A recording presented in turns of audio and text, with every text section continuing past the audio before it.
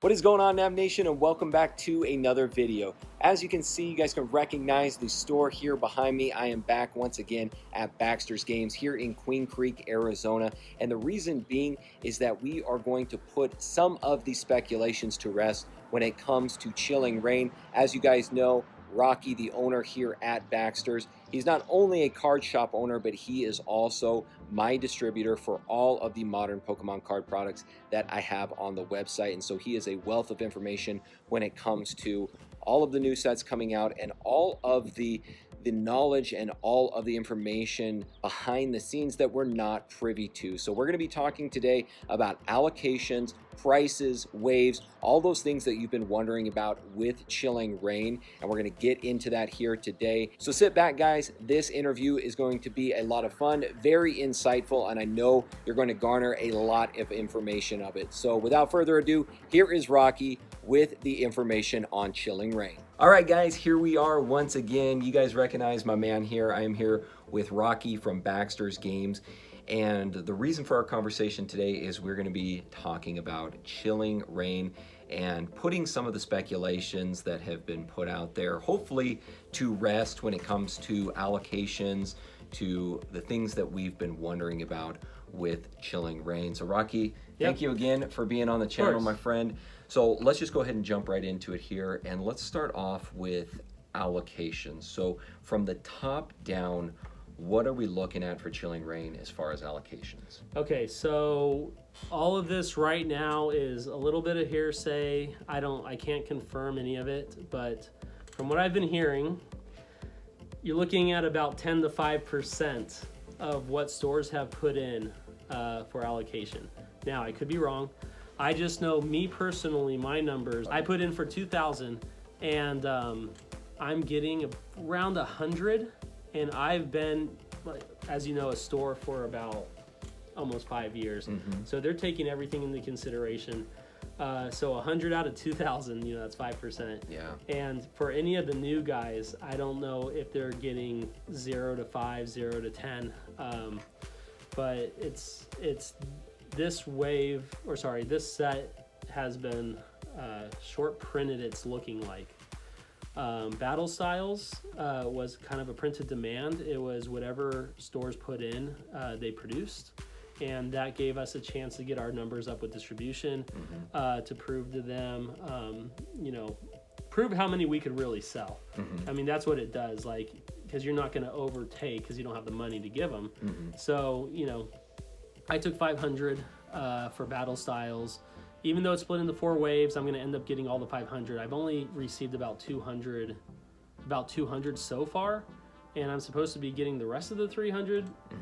Who knows when? I got an email saying that the dates have been pushed back about a month or 2 months down the line for each wave. Wow. And then I heard that Chilling Reign is going to be a 2-wave split. I don't know if that's for sure, but if it's a 2-wave compared to the 4-wave with Battle Styles, and I'm only getting 100 the first wave, or around 100 out of the 2,000, then you could only imagine what the second wave would be like. And it's not like they're going to give me 1,900 the second wave. Yeah. That's not going to happen. So I don't know. I might be looking at maybe 100 again, or 60, or who knows. So that is from the perspective of a card shop owner. Obviously, people will know that you are my distributor. So for all of the modern Pokemon card products that I've got on my store, they all come through you. What about from the distributor's perspective? What are you guys seeing there? Right. So yeah, so from Goblin Distribution, what it seems like is Pokemon is, let's see, how do I say this? It seems like they are, I don't know why they're exactly limiting this set, or if they're trying to make something more appealing or more special, where you just can't put in an unlimited amount of numbers, which, people could argue that's really healthy for a game or not healthy for a game. Depending on what side you're on. If you're on the collectability side and rarity side, you're like, oh, that's good because that brings more value to the cards, to the booster boxes. But from a player side, just only wanting to play the game, then, you know, it's going to make cards more expensive. Right. So I don't know Pokemon. I don't know their true intentions. I just know the data that I have seen and read. And I know, you know, now with the game stores I have under me, I got to split up. Yeah. You know, yeah. I got to split up the allocation. You know, even including to you. Yeah. You know, to you and a couple other stores that I have under me, which, you know, isn't going to be fun. Right. And even Baxter's, the distributor that we use, he told me he's going to have a lot of bad conversations with people. People that thought that they were going to get 20, 10, whatever, getting zero, not even one. Not getting any Right. allocated to them. Right, yeah. So it's going to be it's going to be some tough conversations, but hopefully, you know, Pokemon does produce more on that second wave. But yeah, that's what I'm hearing. Again, I could be wrong on all of this, and I hope I am, because if wave one they were like, oh no, everyone gets something, you know, then that's good. But you know, they also have their contracts with Walmart, Amazon, Targets that they got to fulfill, and I don't know how many they printed. I also know they're running on high speed overdrive because they're having all these new sets come out, 25th anniversary. Right. And in my opinion, what makes sense is if you know 25th anniversary is going to be so hot and you want enough for everybody, and that's going to be your big money set, you want as much time as you can to print that. Yeah. So if you got to cut back a little on Chilling Reign to print the big money set, I mean, that's what you're going to do. Right. So, And it makes sense too, because right after the 25th anniversary set, we know we have another mainline set that will release, I think, almost like less than a month later. Right. After the 25th anniversary. So it does make sense that they would allocate more of their resources towards something like that, and then maybe retroactively go back through and maybe start putting more Chilling Reign out there. Correct. For folks. Yeah. So that makes sense. So that's kind of the allocation portion of it. Let's go ahead and move into prices now, and just, we don't have to get into the specifics here, but also kind of what you've been seeing from the top down, what we can anticipate for pricing for Chilling Reign. Okay, so I could tell you what my opinion on what I think the price is going to be. So based off of Battle Styles, which was a print to demand set, it was whatever people put their numbers in is what they got. That is still said. It's still stable at 160 a box. I mean, maybe it's gone down to 150 at the lowest, but it's staying between 150, 155, 160. But even at 150, it's just a couple of people selling just to, you know, get that money quicker than, you know, fighting everyone at the 160 market price. Market price is like 160. You look right before that, Vivid Voltage. I think Vivid Voltage right now, do you know what the market price is exactly? It's the high 100s. It's sitting at, man, I think the last I checked was like 180 or so. Right, and that one wasn't a print on demand, but it was there was a lot of it because Vivid Voltage did come out before the big Pokemon boom. I think it was like right at the beginning of it. So it seems like all of 2020 was a Pokemon boom. so like based off of that, if you had a high print on demand set, Battle Styles, which is 160, and then if Chilling Reign, if that's not print on demand, and you know ends up being correct where it's like 5-10% of what numbers you put in is what you're getting, you could use your imagination. I mean, what do you think that would be? A $200 at the lowest and a $300, $350 at the highest, because just nobody has it. Yeah. It's a matter of supply and demand. Correct. At that point, where even if you wanted to try to meet market price, you're not even going to be able to meet your bottom line for your storefront, whether that's brick and mortar or whether that's online, with the limited amount of products that you have. And so, also just to throw this out there, you need to be very careful who you pre-order from. If it's a legitimate place like your local game store, or like a really, like someone that's online that's very reputable, where they commit to selling those, then that's good. But anybody else just selling them and they're just like, oh yeah, we're doing $100 a box, dude, they're probably not even going to receive, and they're just going to cancel all the orders and refund. So it's always better to just get them from a very reputable source.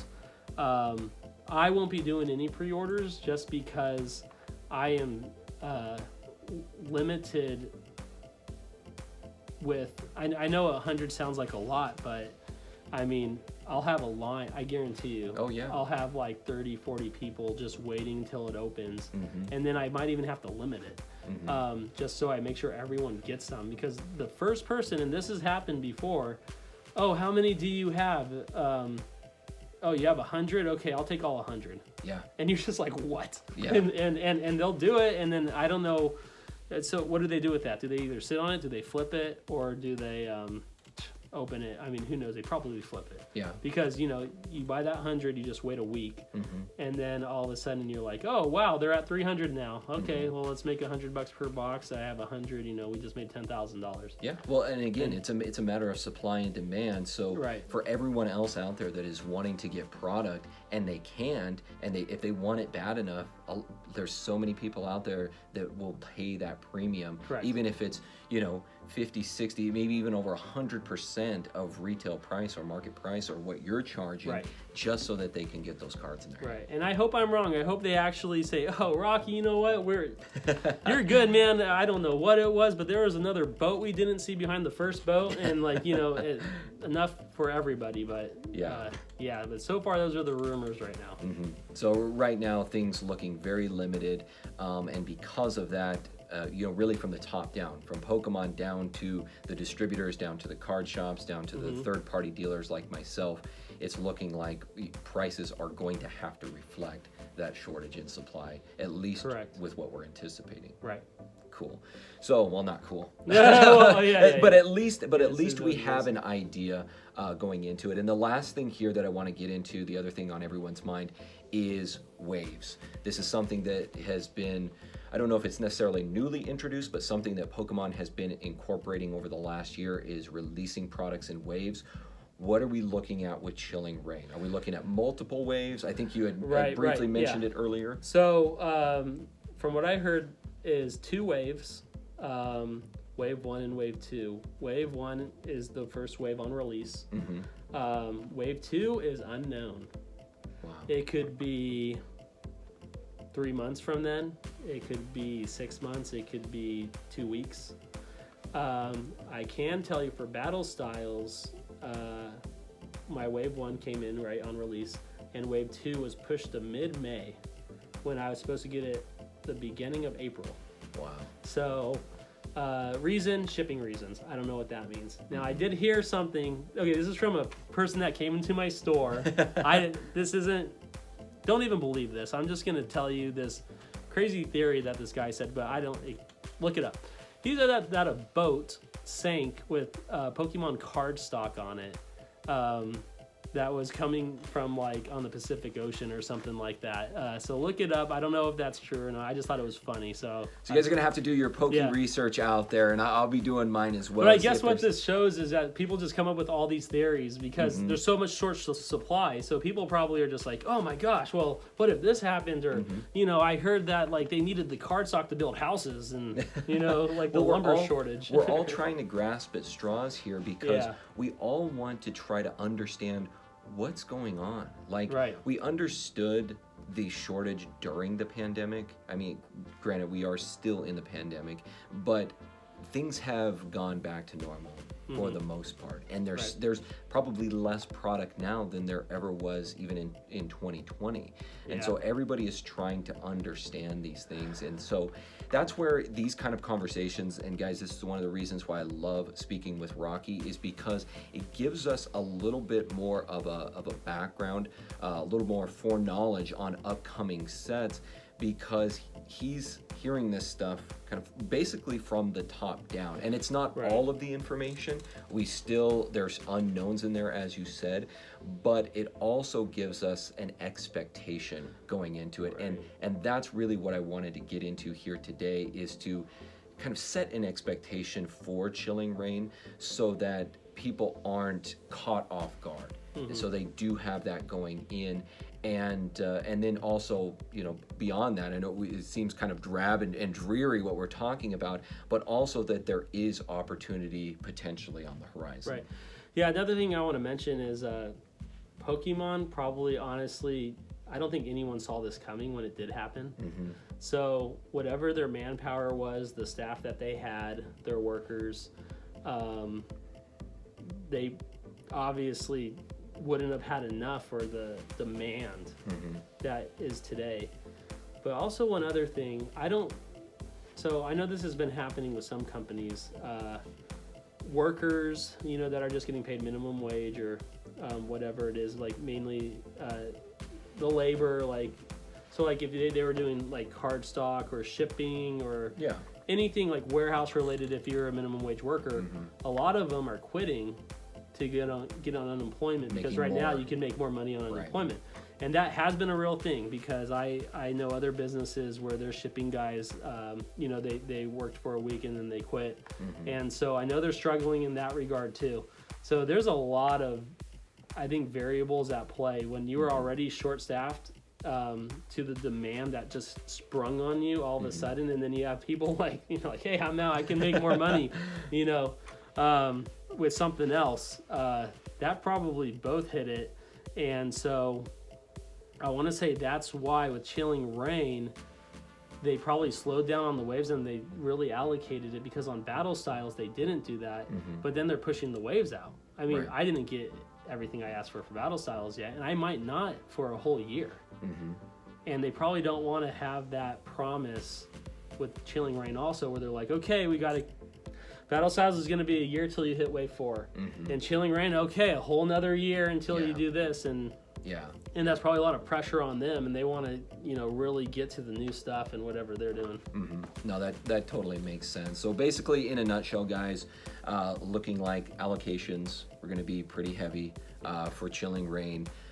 Prices, more than likely, well, they're going to reflect that. It's a matter of supply and demand, and that's really coming down from the top. So every all the way from Pokemon down to you as the consumer, those added costs get passed on down the supply chain. And then the third thing here with the waves, we're looking at 2 waves here. First wave will have more, and then the second wave will have less, probably looking at maybe 40% or so of the first wave. So and that's relatively speaking from a very highly allocated. So really wave. Quick, let me just get my calculator out. I think at Walmart and like Target, are Pokemon packs like $4.25 or $4.19? Do you know? I think $4.19. I think $4.19. Target, Walmart. That's so, if you can find them. Correct. So $4.19 times 36. That's $150.84. If you could find a box of Chilling Reign for $150.84, pick it up. Like pre-order anything like that. So with that being, the base set of that price, these are probably going to be on the open market. I want to say $200 at the lowest. So if you could find anything like that, pick it up, and that's not a bad price if you get it for $150. Well, and this set too has a lot of heavy hitters in it. I think that they really went more towards the collector on this set. I haven't spoken with my friends who are competitive players to see how it stacks up competitively, but there are a lot of cards that they basically combined 3 Japanese sets into Chilling Reign. That's awesome. And there's some really amazing cards in there. So let me add one more thing. Distributors have raised the price on Pokemon across the board. So I think Pokemon raised the price on distributors too. It just, like I said, everything has got raised.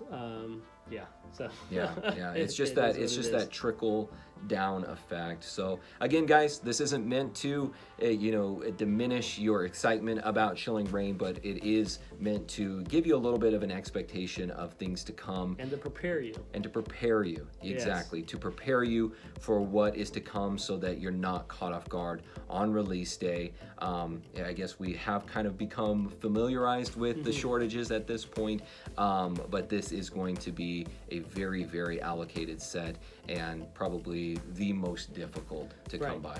But to think positively about it, if you get one of these, that's got to be exciting. So definitely you know, try to get it, and if you can find it, because like I said, Battle Styles right now is going market about 160.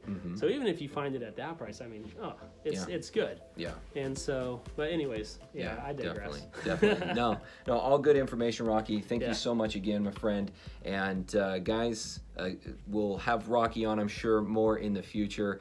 These are awesome conversations, and again, it really gets to the core, and it gets behind the scenes on a lot of things that you know, we're just grasping at straws at from the community. So other than that, guys, we will see you all next time. My name is PokéNav. I'm here to help you navigate the world of Pokemon one video at a time, and we will see you all in the next video.